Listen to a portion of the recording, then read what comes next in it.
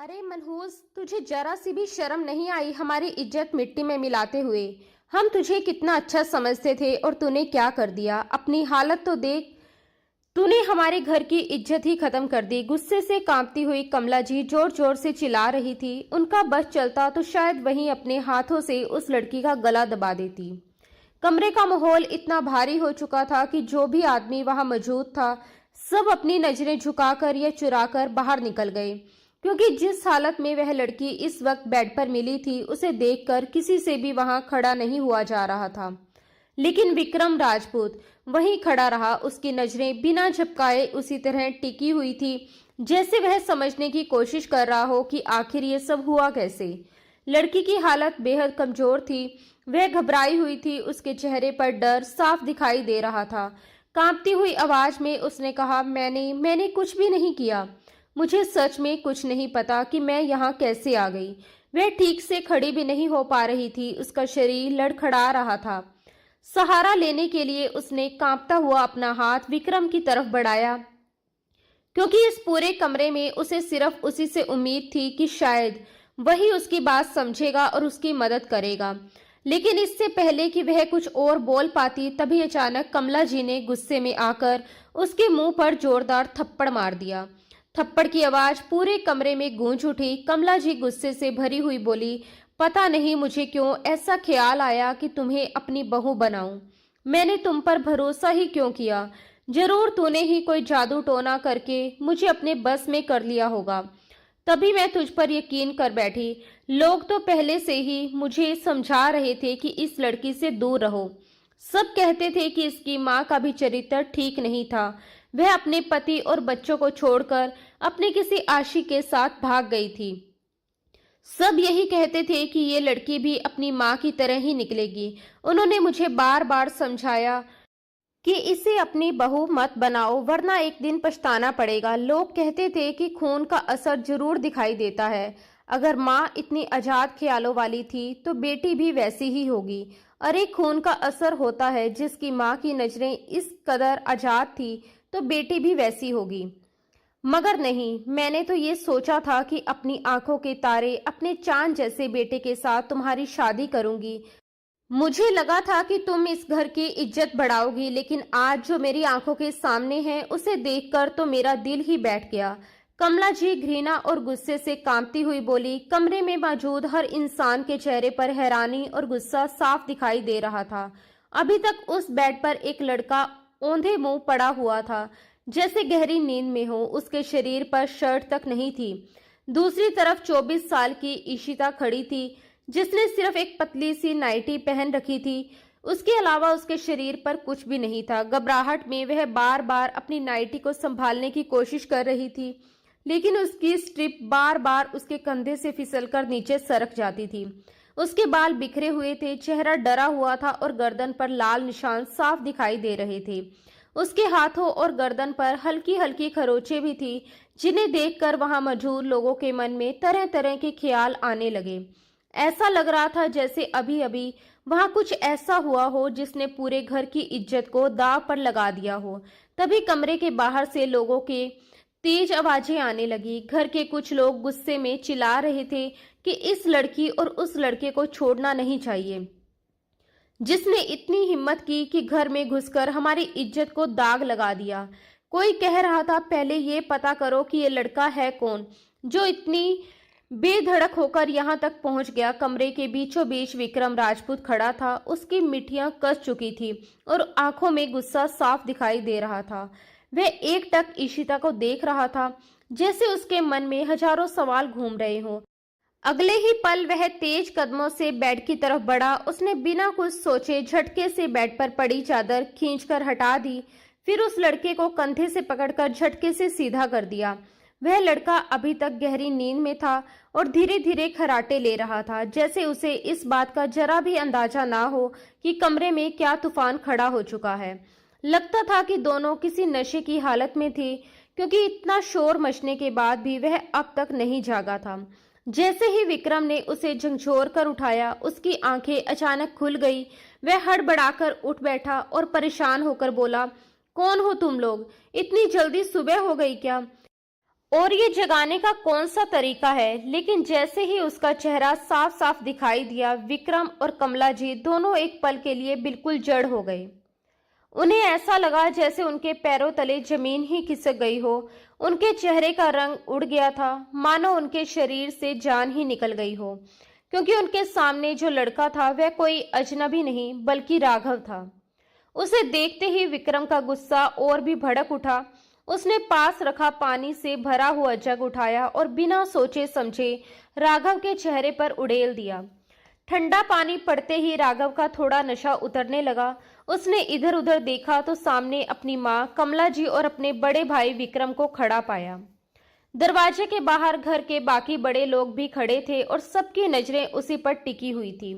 उधर ईशिता घबराकर बेड की चादर से खुद को ढकने की कोशिश कर रही थी और बार बार हाथ जोड़कर सबसे कह रही थी कि उसे सच में कुछ नहीं पता कि ये सब कैसे हुआ।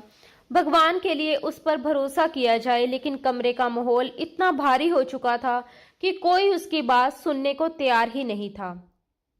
राघव ने गहरी सांस ली, अपनी आंखें मलते हुए धीरे धीरे उठकर अपने बड़े भाई विक्रम के सामने आ खड़ा हुआ।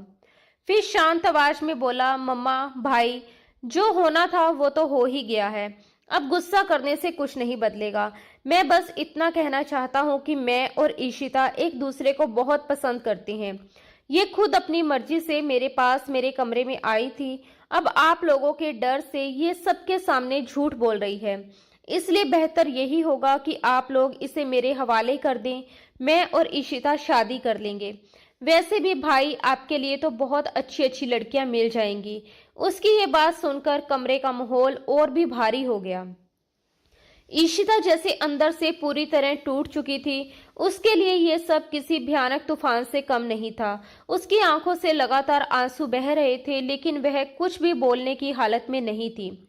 जब विक्रम ने एक नज़र उस लड़की की तरफ देखा जिसे वह दिल से चाहता था, जिसे वह अपनी जिंदगी का हिस्सा बनाना चाहता था और जिस पर वह अपनी सारी मोहब्बत लुटाने का सपना देखता था, तो उसके दिल के अंदर जैसे आग सी जल उठी, क्योंकि आज उसी लड़की के जिस्म पर किसी और की मोहब्बत के निशान साफ दिखाई दे रहे थे। यह सोचकर उसका खून खोल उठा था। कमरे में मौजूद हर इंसान की नजरें अब विक्रम राजपूत के चेहरे पर टिकी हुई थी, क्योंकि सब जानते थे कि इस खानदान का बड़ा बेटा और वारिस वही है और अब वही फैसला करेगा कि आगे क्या होगा। उसका फैसला पत्थर पर लकीर की तरह माना जाता था। तभी कमला जी गुस्से में चिल्ला उठी कि वह कभी भी इस लड़की को अपने घर की बहू नहीं बनाएगी। वह कहने लगी कि बेशर्मी की भी एक हद होती है। आज सुबह ही इसकी बारात आनी थी और इससे पहले ही ये अपने होने वाले देवर के साथ बदनामी कर बैठी। अगर आज ये सब कर सकती है तो कल को पता नहीं और क्या क्या करेगी। वह गुस्से में कहने लगी कि वह इस लड़की को बालों से पकड़कर घर से बाहर निकाल देगी और अब इस आवारा लड़की की इस घर में कोई जगह नहीं है। लेकिन तभी विक्रम राजपूत ने अपना हाथ उठाकर सबको खामोश कर दिया। कमरे में एकदम सन्नाटा छा गया। फिर उसने शांत लेकिन सख्त आवाज में कहा कि शादी की तैयारी की जाए। वह आज ही शादी करेगा और वह भी ईशिता से ही करेगा। ये सुनते ही वहां मौजूद हर इंसान हैरान रह गया। ईशिता तो जैसे डर के मारे सुन्न हो गई। उसे लगा जैसे उसकी जान ही निकल जाएगी। विक्रम के दिमाग में बार बार वही मंजर घूम रहा था जब उसने अपनी आंखों से ईशिता को उस हालत में देखा था। वह राघव की बाहों में थी और दोनों एक दूसरे के बहुत करीब थे। कभी जो विक्रम के दिल में ईशिता के लिए प्यार था, वही प्यार अब उसके अंदर बदले की आग बन चुका था।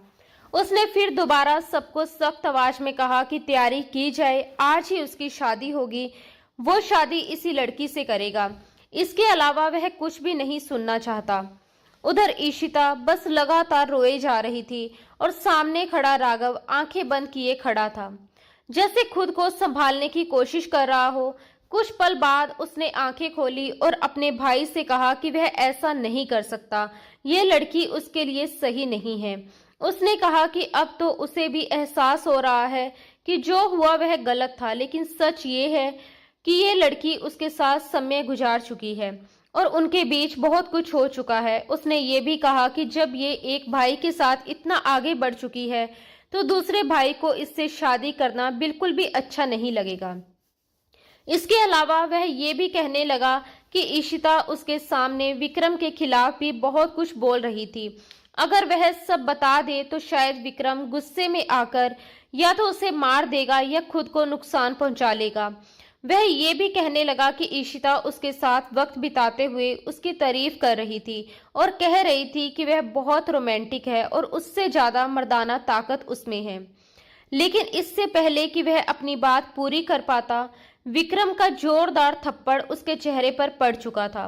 गुस्से से भरे विक्रम ने दहाड़ते हुए कहा कि वह तुरंत चुप हो जाए और अब कभी उसके सामने आने की हिम्मत ना करे, वरना वह उसकी जान ले लेगा। इतना कहकर वह वहां से चला गया। कमला जी तो पहले से ही ईशिता से नफरत करती थी और अब ये सब देखने के बाद उनकी नफरत और भी बढ़ चुकी थी। थोड़ी ही देर में घर में शादी की तैयारियां फिर से शुरू हो गई और मेहमान भी आने लगे। पिछली रात मेहंदी का कार्यक्रम भी बहुत अच्छे से हुआ था। इस समय विक्रम अपने कमरे में बैठा हुआ था और अपने हाथों में पकड़ी गन को बार बार घुमा रहा था। उसके दिमाग में बस एक ही सवाल घूम रहा था कि आखिर उसके साथ ऐसा क्यों हुआ। उसने तो कभी सोचा भी नहीं था कि जिस लड़की से वह सच्ची मोहब्बत करता है वही उसे इस तरह धोखा देगी। वह तो उसे जमीन से उठाकर आसमान पर बिठाने का सपना देख रहा था, लेकिन आज वही लड़की उसके अपने भाई के साथ इस तरह मिली और ये सोचकर उसका दिल टूट चुका था। उसे लग रहा था कि दोनों ने मिलकर उसे धोखा दिया है। ईशिता कुछ साल पहले उनके घर के पड़ोस में रहने आई थी। उसका घर विक्रम के घर के बिल्कुल पास ही था। दोनों परिवारों के बीच कोई खास रिश्ता तो नहीं था, लेकिन आना जाना अच्छा था और ईशिता के पापा और विक्रम के पापा के बीच अच्छी दोस्ती थी। हालांकि दोनों घरों की हैसियत में बहुत फर्क था। विक्रम राजपूत का परिवार बहुत अमीर था, जबकि ईशिता के पापा एक छोटी सी फैक्ट्री में नौकरी करते थे। अक्सर उनके घर से लड़ाई झगड़े और चीखने चिल्लाने की आवाजें सुनाई देती थी। एक दिन कमला जी ने खुद अपने कानों से वह बात सुनी थी जब ईशिता का पिता उसकी मां से लड़ रहा था और कह रहा था कि अगर उसे पहले पता होता वह ऐसी औरत है तो वह कभी उससे शादी ही नहीं करता। वह उसे चरित्रहीन कह रहा था और कह रहा था कि उसे शर्म नहीं आती कि वह एक बेटी की मां होते हुए भी किसी और आदमी से मिलती है। इस पर ईशिता की मां गुस्से में चिल्लाकर कह रही थी कि उसे किसी की परवाह नहीं है, क्योंकि उसका पति उसे कुछ भी अच्छा नहीं दे सकता। वह कह रही थी कि उसकी कमाई से मुश्किल से घर चलता है और वह अपनी पूरी जिंदगी ऐसी गरीबी में नहीं बिताना चाहती। उसे अच्छा खाना और अच्छा पहनना चाहिए और वह उसके साथ और उसकी बेटी के साथ ऐसी जिंदगी नहीं जी सकती। कमला जी ने जब ये सब सुना तो वह हैरान रह गई थी और उसके बाद ये बात पूरे मोहल्ले में फैल गई थी। कुछ ही दिनों बाद ईशिता की मां अपने आशिक के साथ घर छोड़कर भाग गई थी। ये सदमा इतना बड़ा था कि ईशिता का बाप भी धीरे धीरे टूट गया और आखिरकार चारपाई पकड़कर रह गया। वक्त गुजरता गया और ईशिता धीरे धीरे बड़ी होने लगी। जब वह जवानी की दहलीज पर पहुंचने लगी तो कमला जी अक्सर अपने दोनों बेटों विक्रम और राघव को सख्त लहजे में समझाती थी कि खबरदार, अगर तुम दोनों ने उस लड़की के साथ दोबारा खेलना या ज्यादा घुलना मिलना शुरू किया, क्योंकि उसकी माँ जैसी थी वैसी ही बेटी भी होगी। माँ की यही बातें धीरे धीरे राघव के दिमाग में जहर की तरह भरने लगी और उसे ईशिता से नफरत होने लगी। तभी एक वक्त ऐसा भी आया जब ईशिता सिर्फ 14-15 साल की ही थी। उसके पिता का भी देहांत हो गया, वह बिल्कुल अकेली रह गई। तब विक्रम के पापा उसे अपने घर ले आए और सबके सामने कह दिया कि आज से ये लड़की इसी घर में रहेगी। ये बात कमला जी को बिल्कुल पसंद नहीं आई, मगर विक्रम के पापा के फैसले के आगे किसी की नहीं चली। शुरू के कुछ दिन तो ईशिता डर के मारे अपने कमरे में ही बंद रही, लेकिन उसके बाद कमला जी ने उससे घर के सारे काम करवाने शुरू कर दिए। उन्होंने राघव से भी साफ कह दिया कि ये लड़की इस घर की नौकरानी है, इसलिए इसे नौकरानी समझकर ही काम करवाओ, अपना होमवर्क करवाओ या जो मन करे करवाओ, लेकिन कभी भी इसे दोस्त या बहन समझने की गलती मत करना। विक्रम का स्वभाव अलग था, जबकि राघव अपनी माँ की तरह ही सोच रखने लगा था। माँ की बातों का असर उस पर इतना हुआ कि उसने ईशिता के साथ बहुत बुरा व्यवहार करना शुरू कर दिया। वह जानबूझकर अपना होमवर्क करते करते कॉपी फाड़ देता और फिर ईशिता पर इल्जाम लगा देता कि उसने उसका होमवर्क खराब कर दिया है। मजबूर होकर ईशिता को सारी सारी रात जाकर उसका होमवर्क पूरा करना पड़ता था। शुरुआत में विक्रम ने इन बातों पर ज्यादा ध्यान नहीं दिया, लेकिन एक दिन जब वह कॉलेज से वापस घर आया तो तेज बारिश हो रही थी। घर के पीछे की तरफ से उसे सिसकियों की आवाज सुनाई दी। जब वह वहां गया तो उसने देखा कि ईशिता बारिश में खड़ी रो रही थी।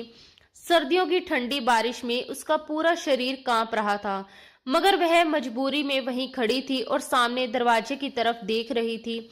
जब विक्रम ने आगे बढ़कर देखा तो अंदर कमरे में राघव हीटर के सामने बैठा था और उसने ईशिता को सजा के तौर पर बारिश में खड़ा कर रखा था। वह कह रहा था कि अगर वह चाहती है वह उस पर चोरी का इल्जाम लगाकर उसे घर से ना निकलवाए तो उसे 1 घंटा बारिश में खड़े रहना होगा। ये सब देखकर विक्रम का गुस्सा फूट पड़ा। वह अंदर गया और राघव को जोरदार थप्पड़ मार दिया। दोनों भाइयों के बीच हाथापाई तक शुरू हो गई। शोर सुनकर कमला जी भी वहां पहुंच गई और गुस्से में कहने लगी, इस लड़की की वजह से अभी से तुम दोनों भाई लड़ने लगे हो, आगे जाकर पता नहीं क्या होगा। उन्होंने ताने मारते हुए कहा कि उनके पति ने तो जैसे घर को अनाथ आश्रम बना दिया है। जिसके माँ बाप मर जाएं, उसके बच्चों को उठाकर घर ले आते हैं और उनके सर पर डाल देते हैं। लेकिन विक्रम ने माँ की बातों पर ध्यान नहीं दिया।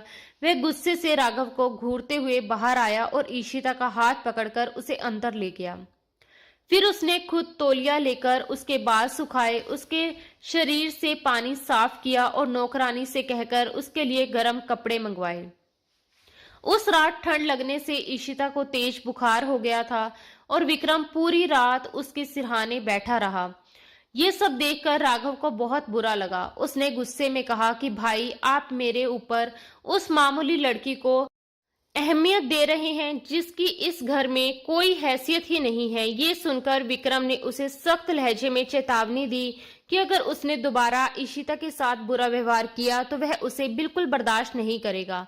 बचपन से ही दोनों भाइयों के बीच नफरत बढ़ती चली गई थी, लेकिन समय के साथ जब विक्रम बड़ा हुआ तो उसके दिल में प्यार की भावनाएं जागने लगी। तो सबसे पहले जिस लड़की ने उसे अपनी तरफ खींचा वह ईशिता ही थी। वह बहुत सीधी, शांत और मासूम लड़की थी जो हर वक्त नजरें झुकाकर अपने काम में लगी रहती थी। जब भी विक्रम घर आता तो वह या तो किचन में काम करती मिलती या फिर कमला जी के पैर दबाती दिखाई देती। अब वह पूरी तरह जवान हो चुकी थी। उसकी सादगी और खूबसूरती खुद ब खुद विक्रम का ध्यान अपनी तरफ खींचने लगी थी। घर में अगर ईशिता किसी को अपना मानती थी तो वह सिर्फ विक्रम राजपूत ही था। विक्रम का ख्याल रखना और उसका साथ देना देखकर ईशिता का दिल भी धीरे धीरे उसी की तरफ झुकने लगा था। एक दिन ईशिता विक्रम के कमरे की सफाई करने गई।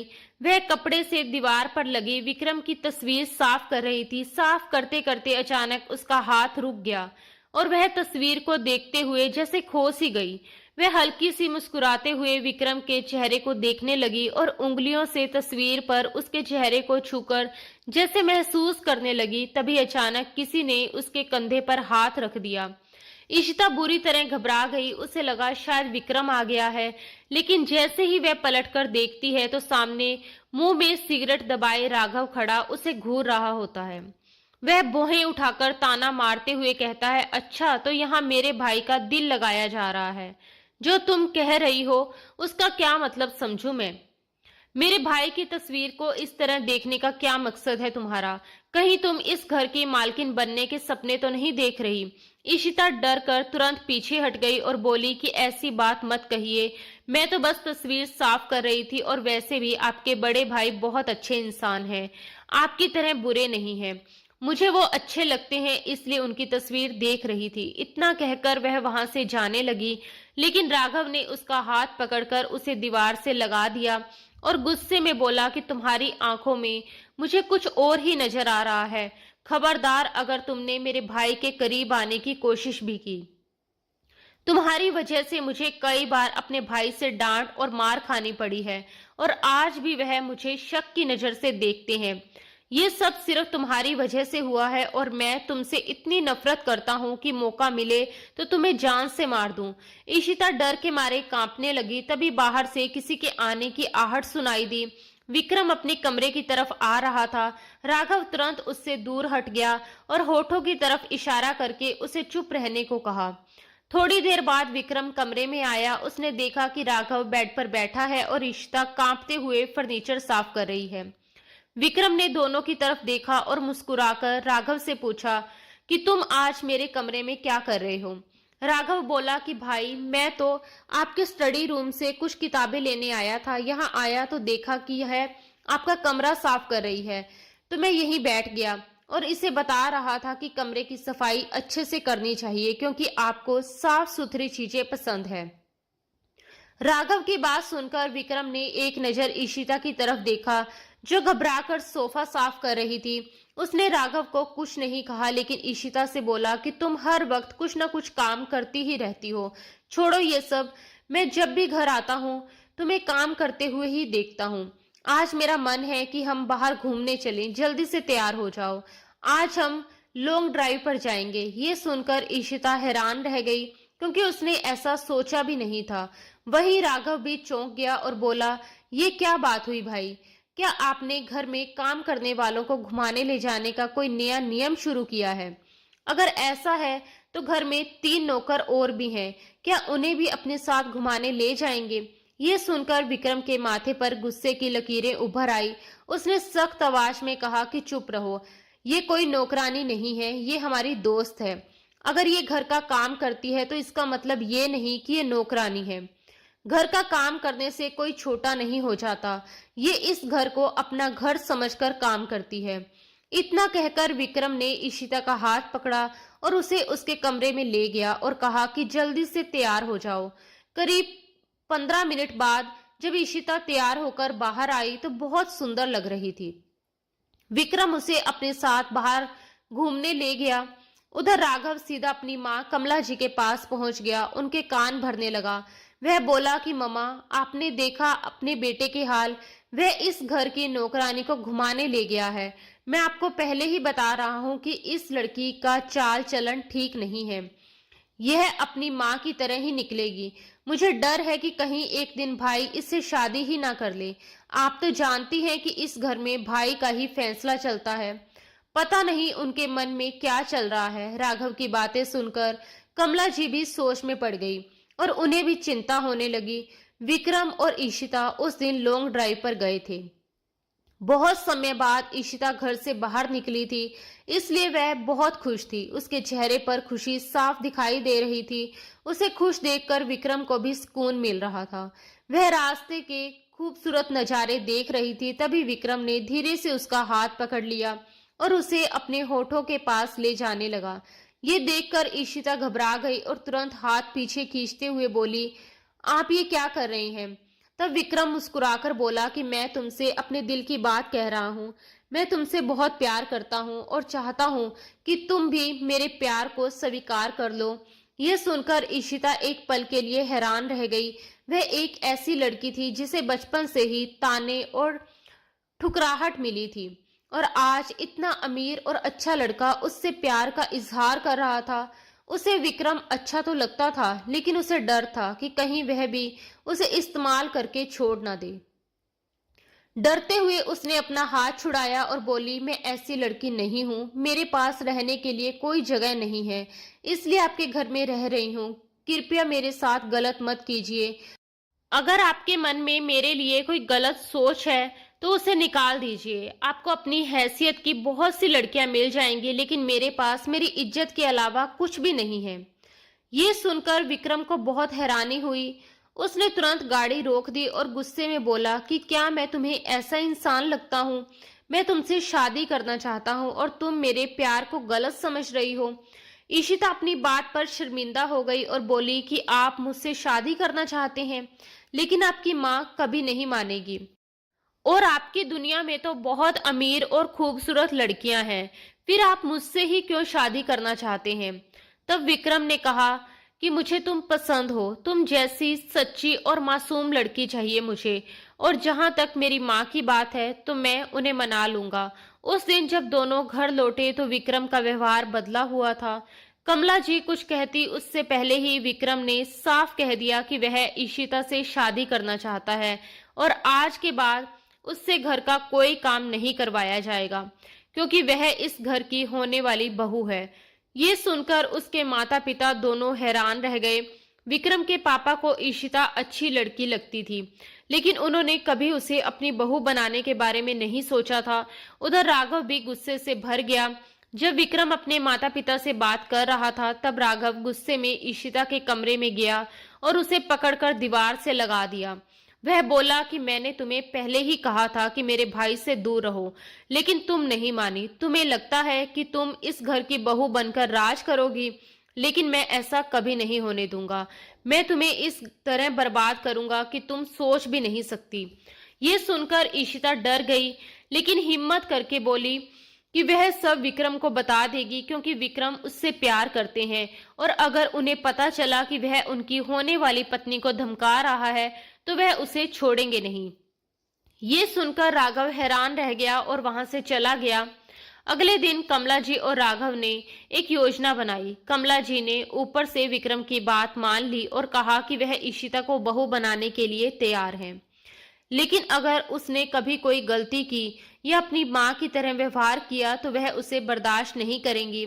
शादी की तैयारियां शुरू हो गई और मेहंदी का कार्यक्रम रखा गया, जिसमें पूरे परिवार को बुलाया गया। जब कमला जी के रिश्तेदारों ने ईशिता को दुल्हन के रूप में देखा तो कई लोगों ने ताने भी दिए कि इतने अमीर और अच्छे परिवार में ये नौकरानी बहू बन रही है। उस रात जब ईशिता मेहंदी के कपड़े बदलने अपने कमरे में गई तो एक नौकरानी जूस का गिलास लेकर आई और बोली, ये विक्रम साहब ने भेजा है और आपको जरूर पीना है। ईशिता ने जूस टेबल पर रख दिया और अपने कपड़े बदलने चली गई। जब वापस आई तो उसे बहुत प्यास लगी हुई थी और विक्रम का नाम सुनकर उसके चेहरे पर मुस्कान आ गई। उसने सोचा कि विक्रम उसका कितना ख्याल रखते हैं। उसने मुस्कुराते हुए पूरा जूस पी लिया, लेकिन कुछ देर बाद उसे चक्कर आने लगे। वह ठीक से खड़ी भी नहीं हो पा रही थी। थोड़ी देर में कमरे की लाइट बंद हो गई और किसी के आने की आहट हुई। उसे लगा कि शायद विक्रम आए हैं। वह बोली कि विक्रम, मुझे चक्कर आ रहे हैं, पता नहीं क्या हो गया है, मेरा सर घूम रहा है। लेकिन जो कमरे में आया वह विक्रम नहीं बल्कि राघव था। वह उसे संभालते हुए बिस्तर तक ले गया और कहने लगा कि घबराओ मत, मैं तुम्हारे पास हूं, तुम्हें कुछ नहीं होगा। शायद थकान की वजह से तुम्हें चक्कर आ रहे हैं। ईशिता को लगा कि सामने वाले की आवाज कुछ अलग है, लेकिन उसका सर इतना भारी था और दिमाग इतना सुन्न हो चुका था कि वह ठीक से कुछ समझ ही नहीं पा रही थी। उसे बस ऐसा लग रहा था जैसे चारों तरफ अजीब सा सन्नाटा फैल गया हो। उसने धीमी आवाज में कहा कि विक्रम, तुम अपने कमरे में जाओ, मैं बहुत थक गई हूँ और सोना चाहती हूँ। तभी वह आदमी उसके और करीब आ गया और उसे अपनी बाहों में भर लिया। मुस्कुराते हुए बोला, कैसे जाऊं अपने कमरे में? आज ही तो हमारी शादी हुई है और आज हमारी सुहागरात है। बिना सुहागरात मनाए मैं तुम्हें कैसे सोने दूं? वह धीरे धीरे उसकी उंगलियां उसके शरीर पर फेरने लगा और बोला कि आज की रात हमारी जिंदगी की सबसे यादगार रात होगी। इतना कहकर उसने अपने गर्म होंठ उसकी नाजुक गर्दन पर रख दिए। ईशिता को ऐसा लगा जैसे किसी ने जलते हुए अंगारे उसकी गर्दन पर रख दिए हों। वह घबराकर पीछे हट गई, लेकिन उसके अंदर इतनी ताकत नहीं थी कि वह अपने पास बैठे उस आदमी को खुद से दूर कर सके। उसने घबराकर कहा, लेकिन विक्रम, हमारी शादी कब हुई? मुझे कुछ भी याद क्यों नहीं आ रहा? वह आदमी मुस्कुराते हुए बोला, तुम बहुत थक गई हो जान, इसलिए तुम्हें ऐसा लग रहा है। देखना, अभी मैं तुम्हारी सारी थकान दूर कर देता हूँ। वह उसकी उंगलियों से उसके होठों को छूते हुए बातें कर रहा था। ईशिता बड़ी मुश्किल से अपनी आंखें खोलकर देखने की कोशिश कर रही थी कि उसके पास कौन है, लेकिन उसकी आंखें ठीक से खुल ही नहीं पा रही थी और कमरे में अंधेरा भी था, इसलिए वह कुछ पहचान नहीं पा रही थी। उधर राघव लगातार उसके और करीब आता जा रहा था। उसकी हरकतें बढ़ती जा रही थी। ईशिता के पूरे शरीर में अजीब सी सिहरन दौड़ रही थी। दरअसल ये सब योजना कमला जी की थी। उन्होंने ही राघव को समझाया था कि अगर उस लड़की से छुटकारा पाना है तो पहले उसके साथ वक्त बिताओ, फिर सही मौके पर मैं आकर सबके सामने उसका असली चेहरा दिखा दूंगी। योजना के अनुसार सब कुछ हो रहा था। राघव उसकी गर्दन पर अपने निशान छोड़ चुका था। वह बदले और जुनून में इतना डूब चुका था कि हर हद पार करना चाहता था। तभी दरवाजे पर दस्तक हुई। कमला जी आ गई थी। मां के आने पर राघव को खुद को रोकना पड़ा, लेकिन उसे बहुत गुस्सा आया, क्योंकि अगर कमला जी थोड़ी देर और न आती तो शायद वह अपने इरादे पूरे कर चुका होता। उसने तुरंत सोने का नाटक कर लिया। कमला जी ने आते ही ईशिता को बुरी तरह डांटना शुरू कर दिया। उन्होंने टेबल पर रखा पानी का जग उठाया और पूरा पानी उसके चेहरे पर डाल दिया, जिससे उसका नशा थोड़ा उतरने लगा। उसके बाद जो हुआ वह ईशिता की जिंदगी पर पहाड़ बनकर टूटने वाला था। राघव और कमला जी को पूरा यकीन था कि विक्रम इस लड़की से कभी शादी नहीं करेगा, लेकिन जब विक्रम ने सब कुछ जानने के बाद भी उसी से शादी करने की बात कही तो वहां मौजूद हर व्यक्ति हैरान रह गया। राघव और कमला जी तो सोच रहे थे कि वह रिश्ता तोड़ देगा और उसे घर से निकाल देगा, लेकिन यहाँ तो पूरी कहानी ही पलट गई थी। कुछ देर पहले जो खुशी उनके चेहरों पर थी वह अब गंभीरता में बदल चुकी थी। दोनों सर झुकाकर बैठे थे और पंडित जी शादी की रस्में पूरी करवा रहे थे। शादी खत्म होते ही विक्रम राजपूत खड़ा हुआ और उसने एक नजर राघव की तरफ देखा और कहा, मैं शादी कर चुका हूँ, लेकिन अब अपनी पत्नी के साथ इस घर में नहीं रहूंगा, क्योंकि यहाँ उसकी इज्जत खराब करने वाला दरिंदा रहता है। ये सुनकर राघव हैरान रह गया। उसने कहा कि भाई, आप कैसी बातें कर रहे हैं? इस लड़की ने ही मुझे फंसाया था। मैं तो वह आगे कुछ बोल पाता उससे पहले ही विक्रम ने हाथ उठाकर उसे चुप करवा दिया। ईशिता चुपचाप खड़ी सब कुछ सुन रही थी। विक्रम ने कहा कि वह उसे लेकर अपने शहर वाले फ्लैट में रहने जा रहा है। कमला जी रोने लगी और बोली, बेटा ऐसा मत करो, मैं तो तुम्हारा चेहरा देखकर ही जीती हूँ। अगर तुम चले गए तो मेरा क्या होगा? लेकिन विक्रम के दिल में बहुत दर्द, गुस्सा और बदले की आग भरी हुई थी। उसने ये शादी प्यार में नहीं बल्कि बदला लेने के लिए की थी। कभी वह ईशिता से सच्चा प्यार करता था और उसी प्यार में उससे शादी करना चाहता था, लेकिन उसके मन में ये बात बैठ चुकी थी कि ईशिता ने उसकी मोहब्बत को ठुकराकर उसके छोटे भाई के साथ रात बिताई थी। यही सोच उसे अंदर से जला रही थी। वह इस धोखे को भूल नहीं पा रहा था, इसलिए अब वह ईशिता को ऐसी सजा देना चाहता था कि वह हर पल तड़पे और रोए। वह चाहता था कि उसे इतना दर्द मिले, वह मौत की भीख मांगे, लेकिन मौत भी उसे आसानी से ना मिले। अगर वह सिर्फ रिश्ता तोड़ देता या उसे घर से निकाल देता तो उसे कभी सुकून नहीं मिलता। लेकिन अब जब वह उसके सामने हर दिन तड़पेगी, तब शायद उसके टूटे हुए दिल को थोड़ी राहत मिलेगी। उसने तो उससे सच्चा प्यार किया था, लेकिन ईशिता ने उसकी मोहब्बत की कदर नहीं की। अगर उसे विक्रम से प्यार नहीं था और राघव पसंद था तो वह पहले ही मना कर सकती थी। वह उसे मजबूर नहीं करता, लेकिन उसकी मोहब्बत स्वीकार करने के बाद उसने उसे धोखा दिया था। यही बात विक्रम को सबसे ज्यादा चुभ रही थी। विक्रम ईशिता को अपने साथ लेकर शहर की ओर निकल गया।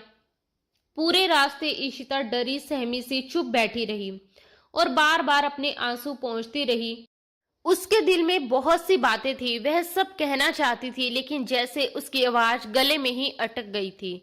दूसरी तरफ विक्रम के मन में ये बात बैठ चुकी थी कि ईशिता ने उसे धोखा दिया है और वह सिर्फ किसी तरह इस घर के दोनों भाइयों को अपने वश में करना चाहती थी।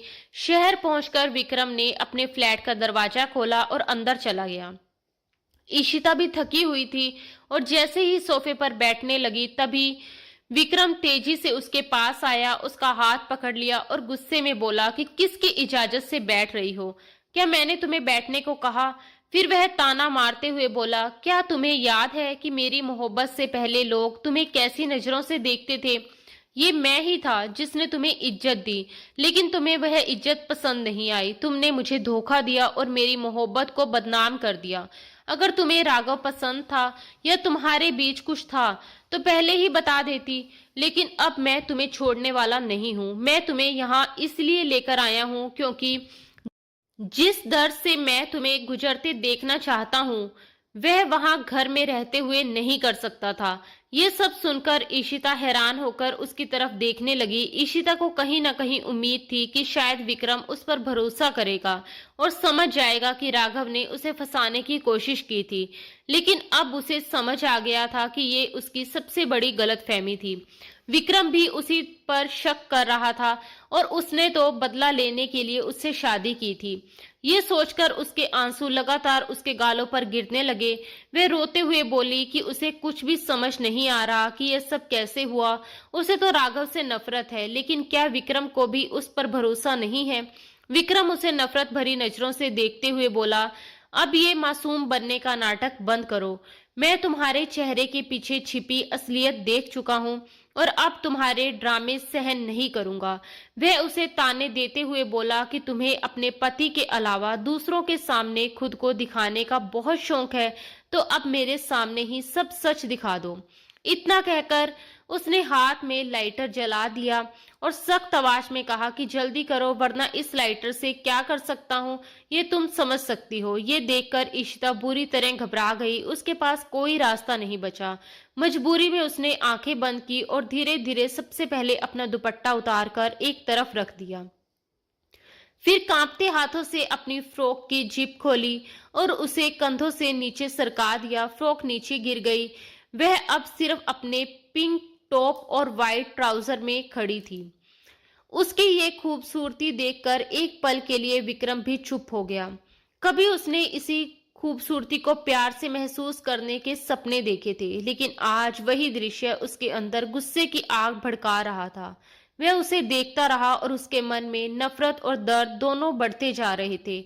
जब ईशिता अपने कपड़ों के हुक खोलने के लिए पीछे हाथ ले गई तो विक्रम ने अचानक हाथ उठाकर उसे रोक दिया, क्योंकि वह इससे आगे देख नहीं पा रहा था। तभी उसकी नजर ईशिता की सफेद गर्दन पर पड़े लाल निशानों पर गई। उसका गुस्सा और भी बढ़ गया। वह तेजी से उसके पास आया, उसका बाजू जोर से पकड़ लिया और दूसरे हाथ से उसके चेहरे को अपनी मुट्ठी में दबाते हुए बोला कि बहुत मजा आया होगा ना राघव के साथ समय बिताकर, बहुत सुकून मिला होगा। फिर गुस्से में बोला कि क्यों किया तुमने ऐसा, क्यों खुद को उसके हवाले कर दिया?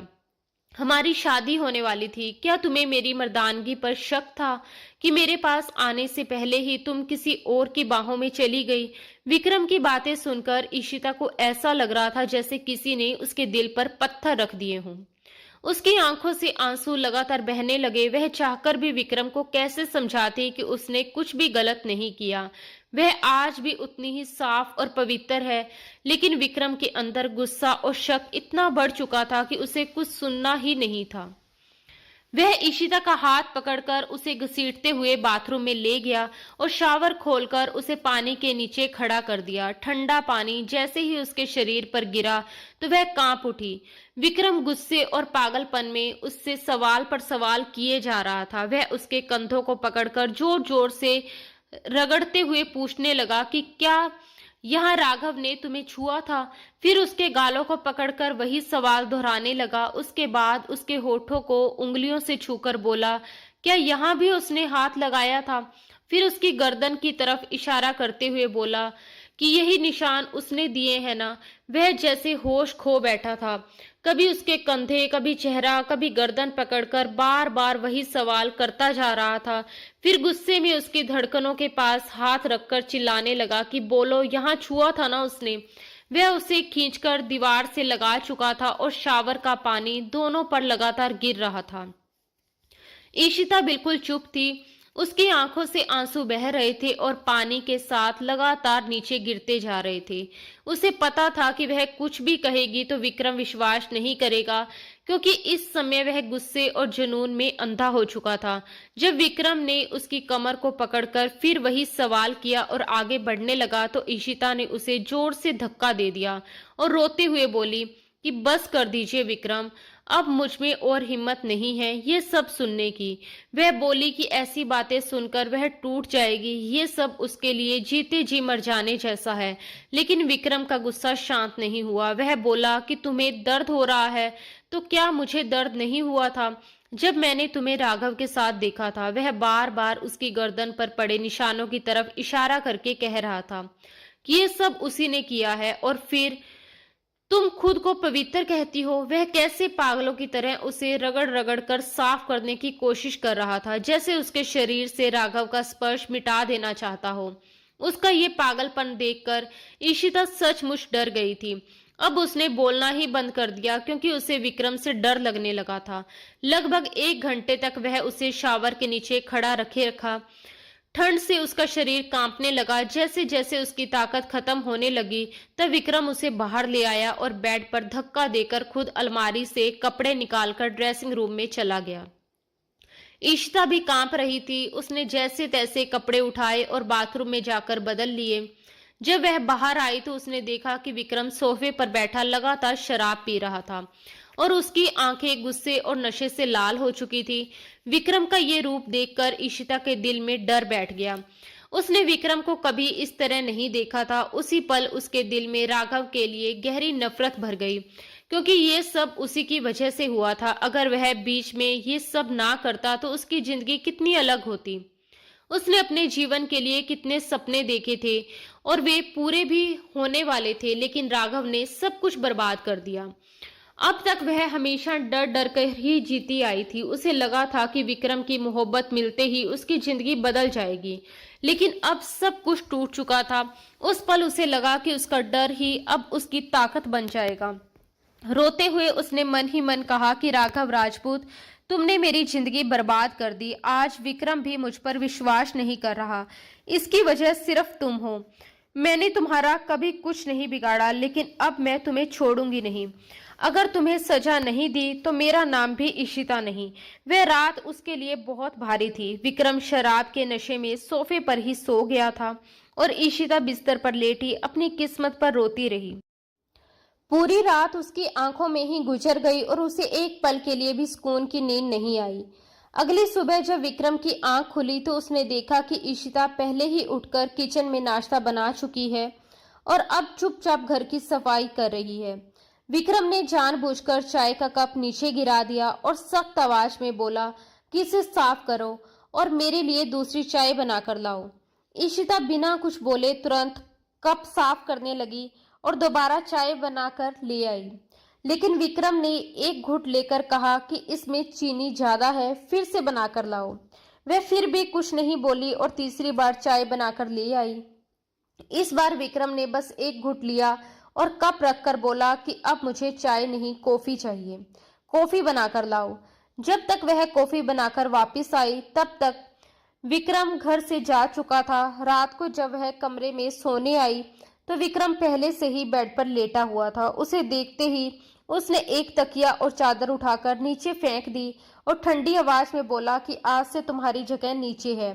बेड या सोफे पर सोने की कोशिश भी मत करना।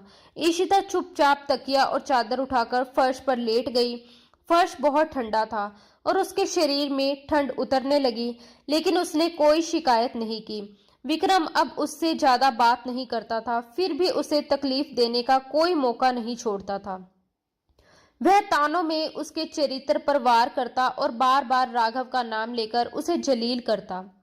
इशिता सब सह लेती थी, लेकिन जब उसे राघव के साथ जोड़कर बातें की जाती तो उसका दिल टूट जाता। विक्रम ने उसे छुआ तक नहीं, फिर भी वह मानसिक तौर पर उसे हर दिन परेशान करता रहता था। एक दिन जब विक्रम ऑफिस के लिए निकला तो इशिता सीधे सैलून चली गई।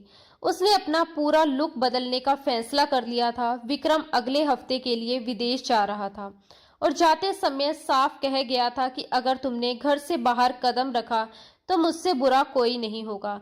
लेकिन इशिता तय कर चुकी थी कि इस एक हफ्ते में उसे क्या करना है। सैलून जाकर उसने अपना पूरा हुलिया बदल दिया।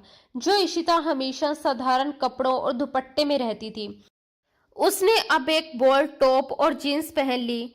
उसके लंबे बाल जो हमेशा चोटी में रहते थे, उन्हें कटवाकर नया स्टाइल दिया और रंग भी करवाया। भारी मेकअप के साथ वह अब बिल्कुल अलग दिख रही थी। उस घर में रहते हुए उसे इतना पता चल चुका था कि राघव अक्सर पास के एक क्लब में अपने दोस्तों के साथ आता है। उसी शाम वह चेहरा मास्क से ढककर उसी क्लब में पहुंच गई। वहां उसकी खूबसूरती सबका ध्यान खींच रही थी। कई लड़के उसके पास आकर डांस का ऑफर दे रहे थे, लेकिन वह ठंडे अंदाज में सबको मना करती हुई कोल्ड ड्रिंक का गिलास हाथ में लिए बैठी थी। थोड़ी देर बाद राघव भी अपने दोस्तों के साथ वहां पहुंचा। उसके हाथ में शराब का गिलास था। तभी उसका एक दोस्त मुस्कुराते हुए बोला कि राघव, आज क्लब में बड़ा हॉट आइटम आया है, लेकिन कोई भी उसे पटाने में कामयाब नहीं हुआ। तो कोशिश कर, शायद तेरे साथ मान जाए। अगर ये तेरे साथ सेट हो गई ना, तो फिर पहले की तरह हम सब मिलकर मजे करेंगे, जैसे पहले भी कई बार कर चुके हैं।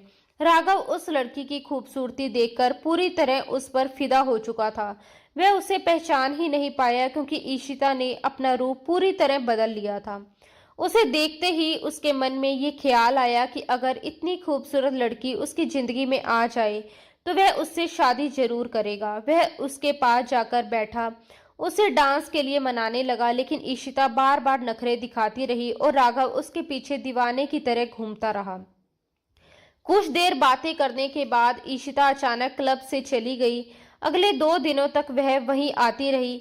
अब तक राघव उस पर पूरी तरह मोहित हो चुका था, ठीक वैसे ही जैसे ईशिता चाहती थी। आखिरकार वह उससे दोस्ती करने के लिए मान गई और राघव उसे एक रेस्टोरेंट में ले गया, जिसके साथ ही होटल भी था। वहां दोनों काफी देर तक बातें करते रहे। ईशिता ने अपने चेहरे पर बड़ा चश्मा लगा रखा था, बाल खुले थे और भारी मेकअप की वजह से उसे पहचानना लगभग नामुमकिन था। थोड़ी देर बाद राघव ने कहा कि अब सीधी बात करता हूँ, तुम मुझे बहुत पसंद आई हो और मैं तुम्हारे बारे में और जानना चाहता हूँ, लेकिन जिस तरह तुम क्लब में आती हो उससे लगता है कि शायद पहले भी तुम्हारी किसी से दोस्ती रही होगी। इसलिए शादी के बारे में सोचने से पहले मैं तुम्हारे साथ अकेले समय बिताना चाहता हूँ, ताकि मुझे यकीन हो सके कि तुम्हारी जिंदगी में मुझसे पहले कोई और तो नहीं था।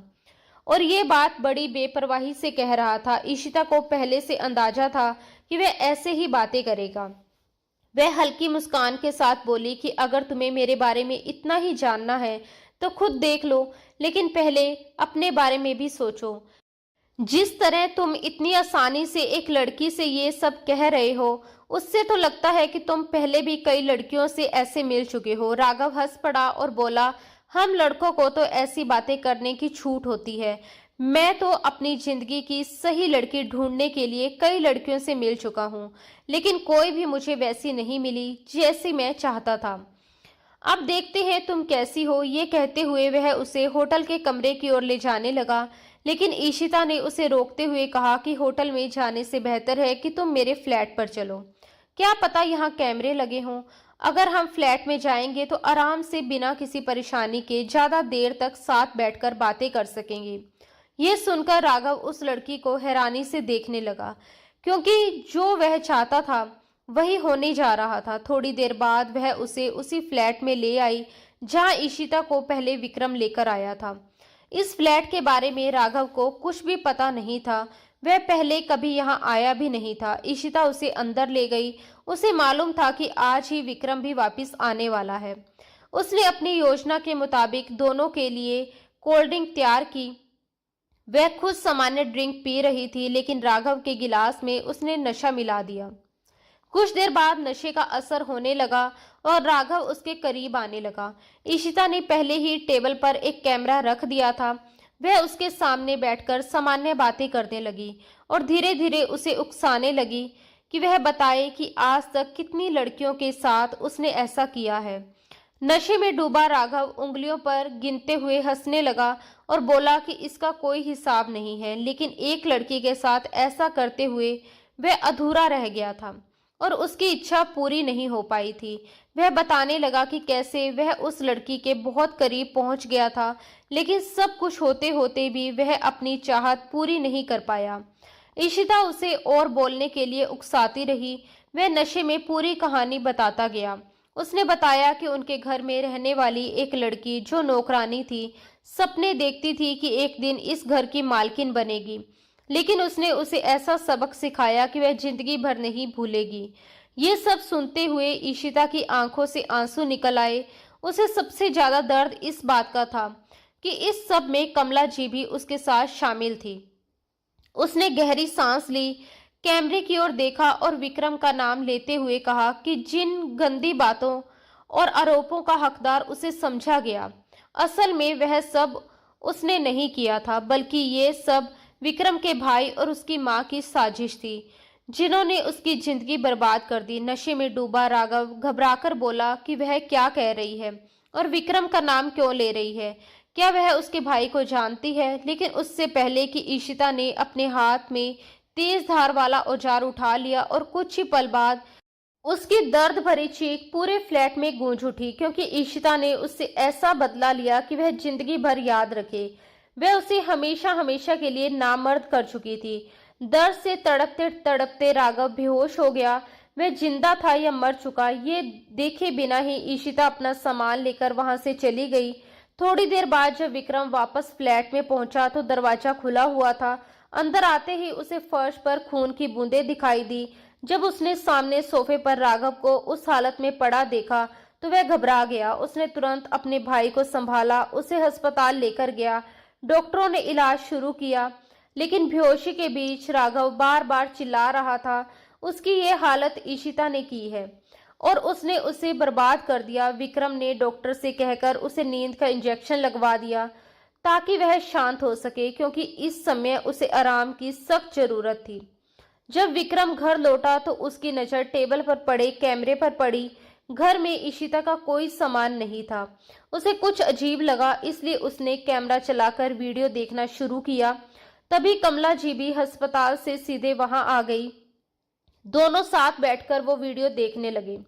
जैसे जैसे नशे में राघव सच्चाई बोलता जा रहा था, कमला जी के चेहरे का रंग उड़ता जा रहा था और विक्रम के अंदर गुस्से का तूफान उठने लगा। अचानक वह जोर से चिल्लाया और अपनी माँ से पूछने लगा कि उन्होंने ये सब क्यों किया। सिर्फ एक लड़की को उसकी नजरों में गिराने के लिए वे लोग इतनी नीचे कैसे गिर गए। वे कहने लगा कि जो कुछ उन्होंने ईशिता के साथ किया, लगभग वही उसने भी उसके साथ किया, जबकि वह लड़की इस घर में सिर्फ उसके भरोसे आई थी। उसे अपने ही हाथों से दर्द और अपमान मिला। विक्रम को अपने भाई से ऐसी उम्मीद थी, लेकिन अपनी माँ से बिल्कुल नहीं। कमला जी रोते हुए उससे माफी मांगने लगी। उन्होंने कहा कि नफरत और लालच में आकर उनसे बहुत बड़ी गलती हो गई। उनकी हालत रो रो कर बहुत खराब हो चुकी थी, लेकिन विक्रम के दिल में अपने भाई और माँ के लिए गहरा गुस्सा और नफरत भर चुकी थी। वह दोबारा अस्पताल भी नहीं गया। उधर राघव भी अपने भाई से माफी मांगना चाहता था, मगर विक्रम ने उससे हर रिश्ता तोड़ लिया। जब ये सब उनके पिता को पता चला तो उन्होंने भी अपनी पत्नी और छोटे बेटे से रिश्ता तोड़ दिया और विक्रम के पास आकर रहने लगे। उनका कहना था कि जिस घर में ऐसी सोच हो वहां रहना बेकार है। वे दुखी होकर बोले कि बच्चे की परवरिश में माँ का बहुत बड़ा हाथ होता है। अगर शुरुआत से सही संस्कार मिले तो औलाद इतनी गलत राह पर नहीं जाती। विक्रम पछतावे से टूट चुका था। उसने हर जगह ईशिता को ढूंढा, लेकिन वह कहीं नहीं मिली। कई बार तो वह सड़क पर बैठकर उसका नाम लेकर रोने लगता, मगर ईशिता उससे बहुत दूर जा चुकी थी। उसके पास जितने थोड़े बहुत पैसे थे, उनसे वह बस में बैठकर एक दूसरे शहर चली गई। करीब 10 घंटे का सफर तय करने के बाद वह वहां पहुंची। नई जिंदगी शुरू करने का फैसला किया। उसने एक एनजीओ के साथ काम करना शुरू किया, साथ ही अपनी पढ़ाई भी जारी रखी। खर्च चलाने के लिए वह बच्चों को ट्यूशन पढ़ाती, कपड़े सिलती और मेहनत करती रही। धीरे धीरे 2 साल बीत गए। इस दौरान वह ज्यादा किसी से बात नहीं करती थी, बस चुपचाप अपने काम में लगी रहती थी।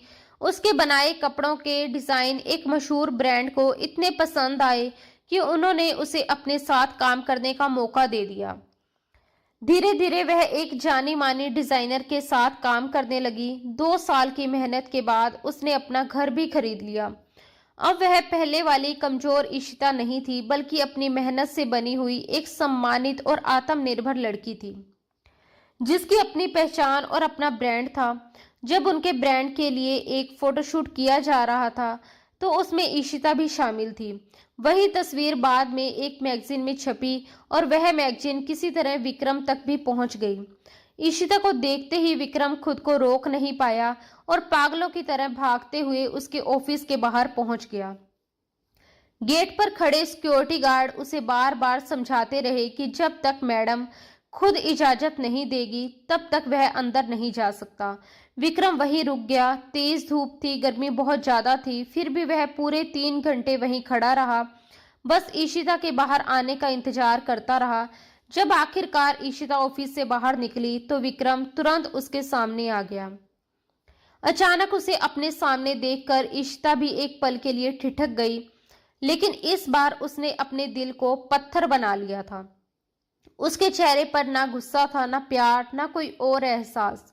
विक्रम उसके पास आया और बिना कुछ सोचे उसे गले लगा लिया और घबराई हुई आवाज में बोला, कहाँ चली गई थी तुम? तुम्हें पता है मैंने तुम्हें कितनी जगह ढूंढा। लेकिन ईशिता ने उसे तुरंत खुद से अलग कर दिया और सख्त लहजे में बोली कि उसका अब उससे कोई रिश्ता नहीं है, वह उससे दूर रहे क्योंकि वह उसे पहचानती तक नहीं। मगर विक्रम इतनी आसानी से हार मानने वालों में से नहीं था। वह बार बार माफी मांगता रहा, रोता रहा और उसे समझाने की कोशिश करता रहा, लेकिन अब ईशिता पहले जैसी नहीं रही थी। अगर वह पहले वाली ईशिता होती तो शायद उसे माफ कर देती, लेकिन इस बार उसने सीधा तलाक का केस कर दिया था। उसने साफ कहा कि वह ऐसे आदमी के साथ कभी नहीं रह सकती जिसने उस पर भरोसा नहीं किया, क्योंकि प्यार की शुरुआत ही भरोसे से होती है। अगर भरोसा ही नहीं तो प्यार का क्या मतलब रह जाता है।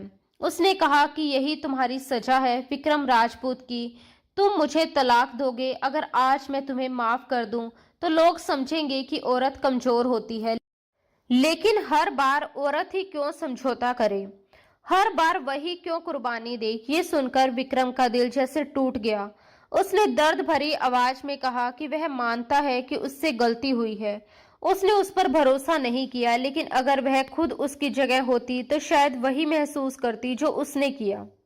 उसने कहा कि कोई भी मर्द अगर अपनी पत्नी को किसी दूसरे आदमी की बाहों में देख ले, उसके शरीर पर किसी और के स्पर्श के निशान देख ले, तो क्या वह उस पल सच और झूठ समझने की हालत में रह जाता है?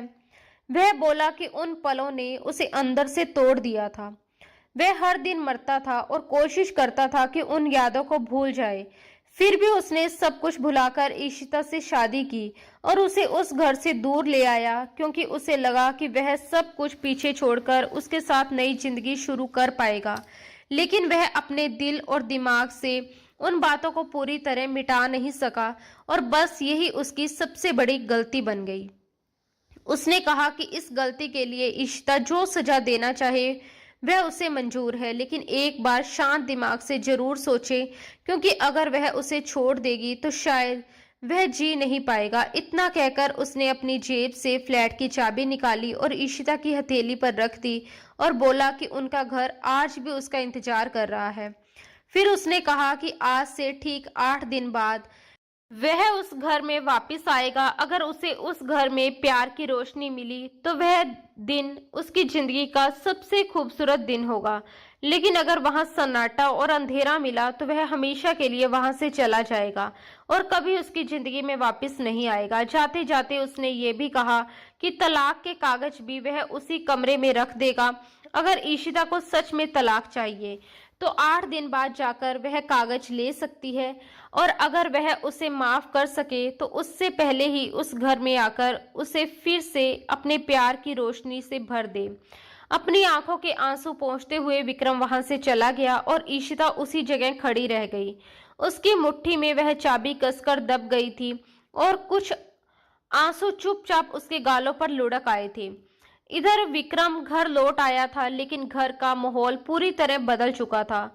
उसका एक भाई डिप्रेशन में चला गया और कई बार आधी रात को अचानक उठकर चिल्लाने लगता, कभी दीवारों पर सर मारने लगता, जबकि विक्रम खुद भी बिल्कुल चुप रहने लगा था, जैसे उसकी आवाज ही खो गई हो। कमला जी अपने बेटों की हालत देखकर हर वक्त रोती रहती थी। कई बार वह विक्रम के पास आकर उससे माफी मांगना चाहती थी, उसे समझाने की कोशिश करती, लेकिन विक्रम बस इतना ही कहता कि मम्मा ये सब आपकी ही वजह से हुआ है।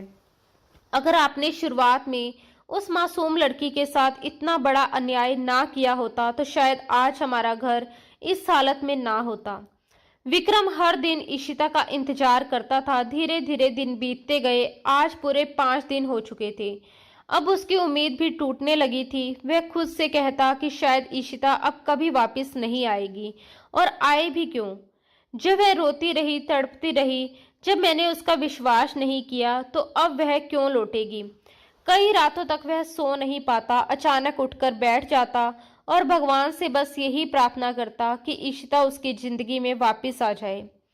फिर एक दिन जब वह ऑफिस से वापस आया और दरवाजा खोलकर अंदर कदम रखा, तो उसे अचानक एक अजीब सा सुकून महसूस हुआ। पूरे घर में एक जानी पहचानी खुशबू फैली हुई थी और किचन से बर्तनों की हल्की हल्की आवाजें आ रही थी। उसका दिल अनजानी खुशी से तेज धड़कने लगा। वह धीरे धीरे किचन की तरफ बढ़ा। जैसे ही अंदर झांका तो उसके दिल को गहरा सुकून मिल गया। वह दरवाजे से टिककर खड़ा हो गया और उसे बस देखता ही रह गया। ईशिता ने दुपट्टा कमर पर बांध रखा था और जल्दी जल्दी खाना बनाने की तैयारी कर रही थी। उसने पीछे मुड़कर उसे देखा और बिल्कुल सामान्य अंदाज में बोली, आप आ गए? जल्दी से फ्रेश हो जाइए, बस खाना लगने ही वाला है। उसकी ये सहज आवाज सुनकर विक्रम की आंखों में खुशी के आंसू चमक उठे। वह धीरे से पीछे से आया और चुपके से उसे अपनी बाहों में भर लिया। उसकी गर्दन के पास झुक गया। उसकी आवाज भरा गई थी, थैंक यू सो मच ईशिता, मुझे नई जिंदगी देने के लिए। वह बार बार उसकी गर्दन को प्यार से चूमते हुए उसे अपनी तरफ घुमाकर अपनी बाहों में कसकर भर गया। क्या कर रहे हो आप विक्रम, मुझे छोड़ो। आज मैंने तुम्हारी पसंदीदा चिकन बिरयानी बनाई है, जल्दी से फ्रेश हो जाओ, मैं खाना लगाती हूँ। ईशिता हल्की सी शर्म और मुस्कान के साथ खुद को उसकी बाहों से छुड़ाने की कोशिश कर रही थी, क्योंकि वह सच में चाहती थी कि पहले वह आराम से खाना खा ले। लेकिन विक्रम की आंखों में उस समय सिर्फ और सिर्फ ईशिता के लिए प्यार और तड़प भरी हुई थी। इतने दिनों की दूरी, दर्द और गलतफहमियों के बाद आज वह उसे अपने सामने देखकर खुद को रोक नहीं पा रहा था। वह मुस्कुराते हुए उसके चेहरे को देखता रहा और बोला, आज उसे बिरयानी का स्वाद नहीं बल्कि अपनी जिंदगी की सबसे प्यारी खुशी का एहसास चाहिए। ये कहते हुए उसने ईशिता को अपनी बाहों में उठा लिया। ईशिता थोड़ा घबराकर बोली कि ये क्या कर रहे हो, छोड़ो मुझे, बिरयानी जल जाएगी। विक्रम हंसते हुए बोला कि अगर आज बिरयानी जल भी गई तो कोई बात नहीं, लेकिन आज का ये पल वह खोना नहीं चाहता। तब ईशिता ने जल्दी से जाकर चूल्हा बंद किया और विक्रम उसे लेकर कमरे में आ गया। उसने पैर से दरवाजा बंद किया और ईशिता को प्यार से बेड पर बिठा दिया। दोनों कुछ पल एक दूसरे को देखते रहे, जैसे इतने दिनों की दूरी के बाद अब भी यकीन नहीं हो रहा था कि वह सच में एक दूसरे के सामने है। फिर धीरे धीरे दोनों एक दूसरे के करीब आ गए और अपने दिलों में छुपे सारे दर्द, शिकायतें और गलतफहमियां भूलकर बस एक दूसरे के प्यार में खो गए। उस पल में जैसे उनकी जिंदगी के सारे पुराने जख्म भरने लगे थे।